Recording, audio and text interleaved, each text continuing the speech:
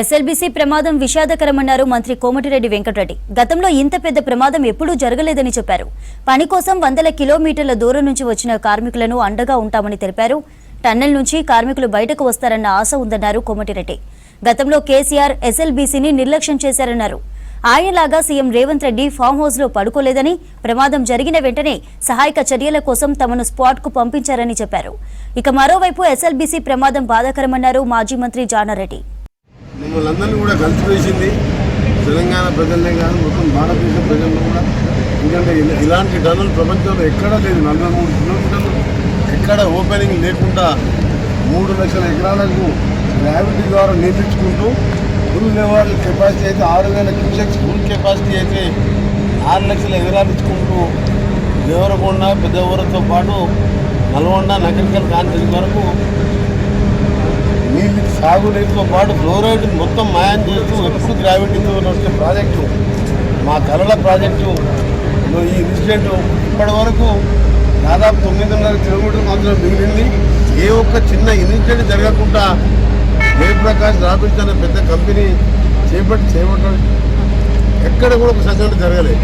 అని ఇంత పెద్ద సంఘటన ఒకటేసారి జరగగానే నిజంగా కూడా అందరం కూడా బాధపడుతూ, మాది ఒకటే కోరిక, మాది ఒకటే, మేము దేవుని ప్రార్థించేది ఒకటే, ఫస్ట్ మా కోసం మా ప్రాజెక్టుని కష్టపడడానికి 1000 కిలోమీటర్ల కుటుంబాలను వదిలిపెట్టి అస్సాం, జార్ఖండ్, మధ్యప్రదేశ్, ఉత్తరప్రదేశ్కి వచ్చి చిక్కిపోయిన 8 మంది వాళ్ళని ఏ విధంగా ప్రాణాలతో బయటికి తీసుకురావాలనే ఈరోజు మా గౌరవ ముఖ్యమంత్రి రేవంత్ రెడ్డి గారు కానీ, ఇరిగేషన్ మినిస్టర్ ఉత్తమ్ కుమార్ రెడ్డి గారు, యూపల్లి కృష్ణారావు గారు, అలాగే పెద్దలు జానారెడ్డి గారు కూడా రోజు పర్యవేక్షిస్తూ ఈరోజు స్వయంగా ఇక్కడ తెలుసుకొని కొన్ని సలహాలు ఇవ్వడానికి వారు రావడం, ఇక్కడ స్థానిక ఎమ్మెల్యే మా వంశీకృష్ణ కానీ, బాలు నాయక్ కానీ, జయవీర్ కానీ, నేను ఈరోజు స్వయంగా రావడం, మధ్యలో 2 డేస్ నేను లేకపోవడంతో రోజు ఫోన్లో గంట మాట్లాడుతూ. ఎందుకంటే ఈ ప్రాజెక్ట్ ఇప్పుడు కాదు, వారు చెప్పినట్టు 1981 అంజయ్య గారు ఉన్నప్పుడు శంకుస్థాపన చేయాలని ఆలోచన. కానీ అప్పుడున్న పరిస్థితుల్లో పర్మిషన్ రాక ఆగిపోతే విజయభాస్కర్ రెడ్డి గారు సీఎంగా ఉన్నప్పుడు, టీవీ నరసింహరావు ప్రధానమంత్రిగా ఉన్నప్పుడు ఒక టీవీఎం టనల్ బోరింగ్ మిషన్ ద్వారా సౌండ్ ప్రూఫ్ మిషన్స్ ఎక్కువ పైన ఉండే వన్యప్రాణులకు ఇబ్బంది కలగకుండా ఈ మిషనరీతో చేయాలని గైడ్ లైన్స్ ఇచ్చి పర్మిషన్ ఇచ్చిన సందర్భంలో 2004లో మీరు హోమ్ మినిస్టర్గా, నేను ఎమ్మెల్యేగా ఉన్నప్పుడు రాజశేఖర రెడ్డి గారు ఇంత పెద్ద టనల్ అవుతుందా అని చెప్పి ఆయన ఆలోచన, ఆయన డౌట్ వ్యక్తం చేసినప్పుడు మేము చెప్పాం, రాష్ట్రం మొత్తం జనవైక్యం చేపడుతున్నాం, పులిచిత్తలు కడుతున్నాం, మా జిల్లాకు 81కి వెళ్ళి ఆలోచన ఇది అని పట్టుబట్టి సాధించుకొని టెండర్లు పిలుచుకొని పని మొదలు పెట్టుకొని దాదాపు 60% పనులైన తర్వాత ప్రభుత్వాలు మారడం, ఆ ప్రభుత్వం ఈ ప్రాజెక్టు మీద ఇంట్రెస్ట్ లేకపోవడం, వివిధ కారణాలతో ఆగిపోయింది. ఇప్పుడు ఈ రాజకీయాలతో పోదర్చుకోలే, మాదల్లా ఒకటే, ఇక్కడ మేము ఉన్నది బాధపడేది. ప్రాజెక్టు ఎంతో ముందో మళ్ళా చేసుకుంటాం, ప్రపంచంలో ఉన్న టనల్ కట్టిన నిపుణులన్నీ పిలిపించుకొని చేసుకుంటాం.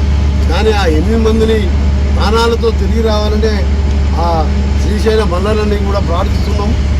ఎందుకంటే ఈరోజు శ్రీశైలం దగ్గర ఎల్లుండి శివరాత్రి ఉన్నది, వాళ్ళ కుటుంబాల బాధన కాదు అన్నీ మేము ఆలోచించుకుంటే భయమవుతున్నాం అని ఎక్కడో కూడా మాకు ఆశ ఉన్నది. కొన్ని సంఘటనలు ఉత్తరాఖండ్లో 41 మంది 17 రోజులకు బయటకు వచ్చింది. అందుకని ఇలా ఎన్డీఆర్ఎఫ్, ఆర్మీ, ఎస్డీఆర్ఎఫ్, సింగరేణి, ఇంకా ఆర్మీ వారు కొత్త మిషనరీ కూడా ఢిల్లీకి వెళ్ళి తెప్పిస్తున్నా అని చెప్పి మన తెలంగాణ ఇన్ఛార్జ్ ఆర్మీ ఆఫీసర్ కూడా చెప్పడం జరిగింది. మేము ఒకటే కోరుకుంటున్నాం, తప్పకుండా వీళ్ళు కూడా రెస్క్యూ టీం లోపల ఒకటి ఉన్నది. మొన్న ఉత్తమ్ కుమార్ తెలవ గారి వారు వెంటనే వచ్చిండు, మళ్ళీ నిన్న వచ్చిండు, యూపల్లి కృష్ణారావు గారు వచ్చి ఆటు వరకు మునిగిపోయిన వరకు పోయిండు. ఇవాళ మేమందరం ఇంక్లూడింగ్ మా పెద్దమంది జానారెడ్డి గారితో సహా వచ్చి ఇవాళ ఇక్కడ ఉండి మేము వాళ్ళని డిస్టర్బ్ చేయదలుచుకోలేదు. వాళ్ళ పని వాళ్ళు చేసుకుంటారు. అందుకని వాళ్ళు దేశ విదేశాలలో ఇలాంటి సంఘటనలు జరిగినప్పుడు దీన్ని పరిష్కారం చూపిన వాళ్ళందరినీ కూడా ఇక్కడ పిలిపించడం, ఆ పనిలో మేమున్నాం. అందుకని మేము రాజకీయాలను వాళ్ళని విమర్శించినా వాళ్ళ విజ్ఞతకే వదిలిపెడుతున్నాం. ముఖ్యమంత్రి గారు ఎందుకు రాలేదు, వారు ఎందుకు రాలేదంటే ముగ్గురు మినిస్టర్లము, క్యాబినెట్, ఎమ్మెల్యేలము, ఇంతమంది టెక్నాలజీ పెట్టి ముఖ్యమంత్రి గారు వచ్చాయి. ఇక్కడ సెక్యూరిటీ పరంగా కానీ ఈ వర్క్స్కి ఇబ్బంది కలగొద్దని వారు రాలే. కానీ ఈరోజు వర్క్స్ డిస్టర్బ్ అవుతుంది, రెస్క్యూ టీమ్స్ ఉన్నాయి అని మమ్మల్ని పంపించి మేము ఇక్కడ ఉండి మేము అన్నీ చూసుకోవడానికి ఇక్కడ ఉన్నాం. కానీ మీరు సంస్కారం నేర్చుకోరు. ఎప్పుడు కూడా మీరు విమర్శించాలంటే మస్తున్నాయి. ఈయన ముఖ్యమంత్రి అయిన 3వ నెలలో జూలైలో ప్రగతి భవన్లో ఉంటే పక్కకు మాసాయిపేట తూపురాన్లో ఆయన కాన్స్టిట్యూన్సీ గజ్వేల్ ఎమ్మెల్యే 26 మంది పసిపిల్లలు 6-7 సంవత్సరాలు ట్రైన్ కింద పడి మాంసం ముద్దలైతే ఫామ్ హౌస్కు 2 నిమిషాల దూరం.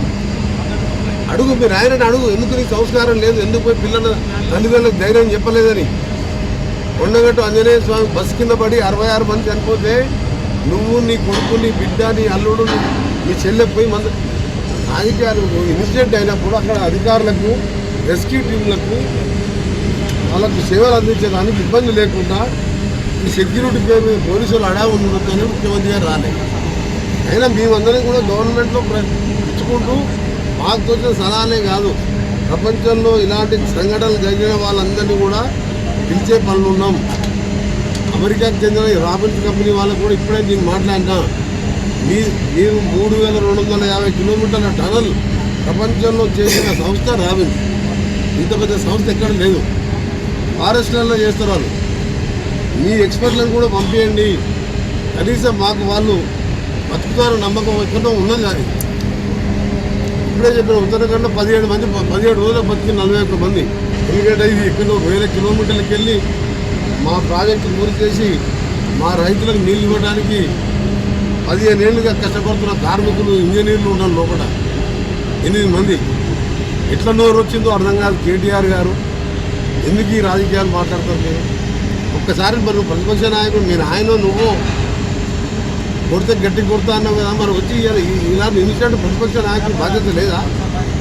ఇలా పెద్ద మనిషి ఏ పదవి హోదాలో ఉన్నాడు, 2 రాష్ట్రాల్లో సీనియర్ అయినా ఈ వయసులో కూడా వచ్చి సలహాలు ఇస్తూ వాళ్ళందరికీ కూడా మీరు తొందరపడకండి, ఏ విధంగానన్నా బతికించండి అని చెప్పి ఆయనకున్న అనుభవంతో ఇలా చెప్తుంటే ప్రతిపక్ష నాయకుడు ఎక్కడున్నాడు, ఏం పని ఉన్నది ఆయన కాంగోల్గా? అందుకనే మేము ఎవరు తిట్టొద్దు అనుకున్నాను నేను. కానీ ఇప్పుడే ట్విట్టర్లో, టీవీలలో చూసినా ఫామ్ హౌస్ 3 కిలోమీటర్ల 6 ఏళ్ళ చిన్నపిల్లలు మాంసం ముద్దలైతే చూడరు. నువ్వు నీకు ఏం మాట్లాడుతున్నావు? మీరు రాజకీయాలు మేమందరం కూడా ఇక్కడనే ఉంటాం, మీరు ఇక్కడనే ఉంటా. బాలనాయక్ ఉంటాడు, జయవీర్ ఉంటాడు, ఎమ్మెల్యే గారు ఉంటాడు, యానారెడ్డి గారు కూడా సలహాలతో పాటు ఉత్తమ్ కుమార్ రెడ్డి గారు మళ్ళా వస్తుంది. ఇప్పుడు మిలిటరీ ఢిల్లీలో ఉన్న ఆర్మీ చీఫ్తో కూడా మాట్లాడిండు, ఇంకా కొంచెం స్పెషల్ ఎక్విప్మెంట్ తెప్పిస్తున్నాం. ఇంకా ఏమన్నా మనకు దొరికితే వాళ్ళని ట్రాలీల లాంటివి దొరికితే తీసుకురావడానికి. నిన్న పోయిన పరిస్థితికి ఇవాళకి కన్వేయర్ బెల్ట్ లెవెల్ వరకు మడ్డు నిండిపోయిందంట. నిన్న అది మడ్డు బెల్ట్ లెవెల్ కింద ఉంటే దాని మీద నడుచుకుంటూ పోయిన కిషన్రావు గారు 2 కిలోమీటర్లు. కానీ వాళ్ళ బెల్ట్ కూడా మునిగిపోయిందని పొద్దున పోయిన టీం చెప్పాను.